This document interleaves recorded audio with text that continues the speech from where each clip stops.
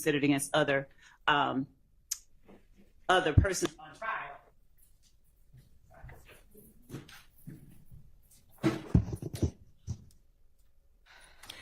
Can the court hear me okay? Yeah. All right.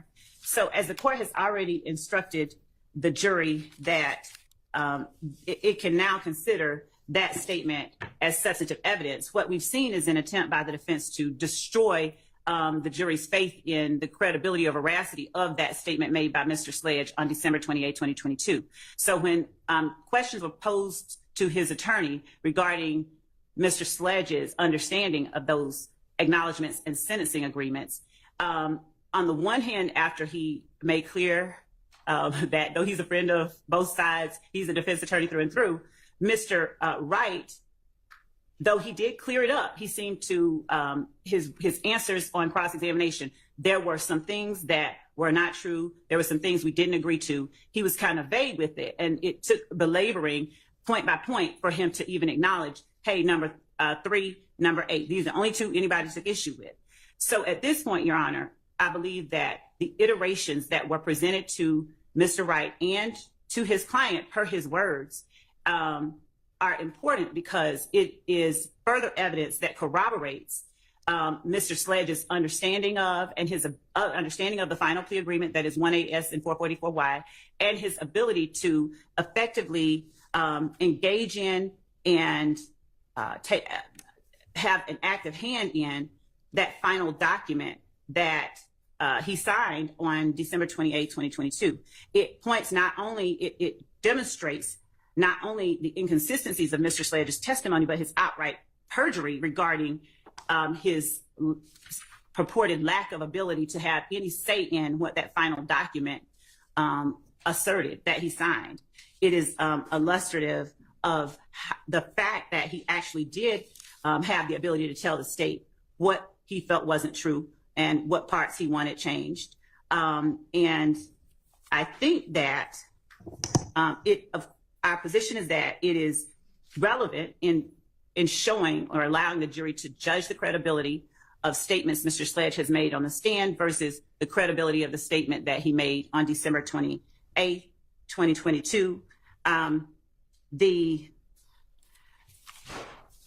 statute that I cited earlier, it substantiates our position that the representations that Mr. Sledge made under oath on December 28, 2022 were part of a long and detailed negotiation and refinement that Mr. Sledge himself took part in. I think at this point, 24-1-104 might become relevant. That's the one I brought up earlier that didn't have any bearing on what we were talking about.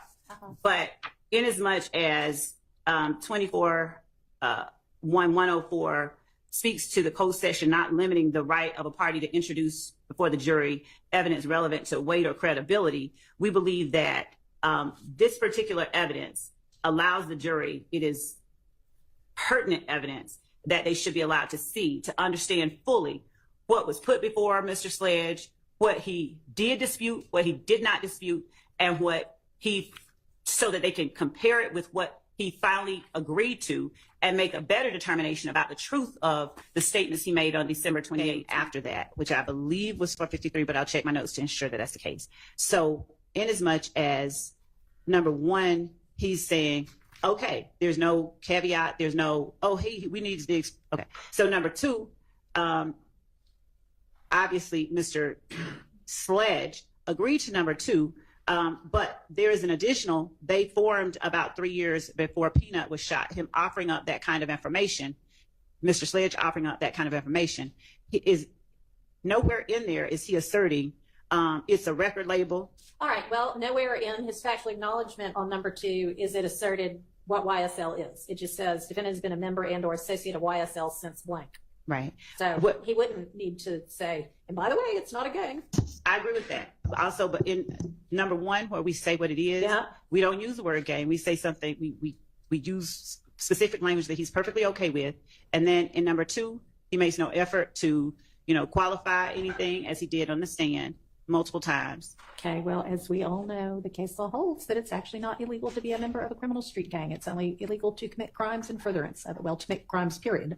And then it makes it a gang What makes it a dangerous violation crime. to commit crimes in furtherance of. And that's why number one stays with Right. And so, I mean, number one is whatever number one is, but you know, that number two says, oh, by the way, it was about 3 years before Peanut was shot.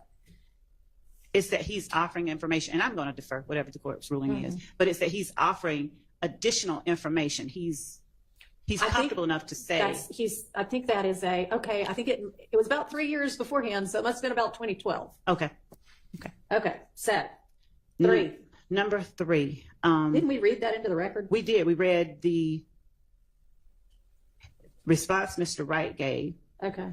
and I believe we read. We did read into the record. If I make it, I believe we read as well the portion of 452 that was number three, and then the final. I think we read number threes into the record, just so that the court is hearing what I believe is the full truth. We read not just that, but I asked him to read what he responded to and then how we changed it for him.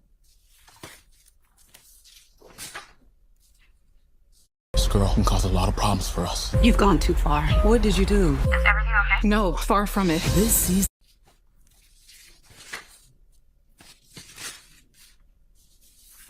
We read at least the final.